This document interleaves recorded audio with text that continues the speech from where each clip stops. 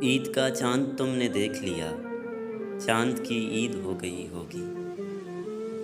माह नौ देखने तुम छत पे न जाना हरगिज़, शहर में ईद की तारीख बदल जाएगी।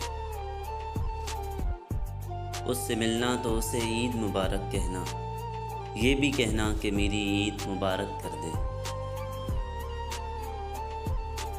ईद का दिन है सो कमरे में पड़ा हूँ असलम, अपने दरवाज़े को बाहर से मुकफ़्फ़ल करके। ए हवा तुम ही उसे ईद मुबारक कहियो, और कहियो कि कोई याद किया करता है।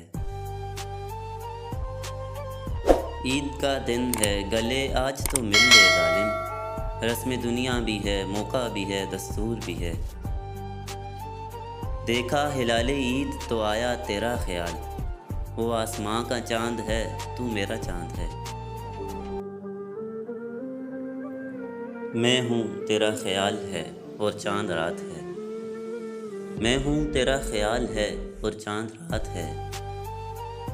दिल दर्द से निढाल है और चाँद रात है।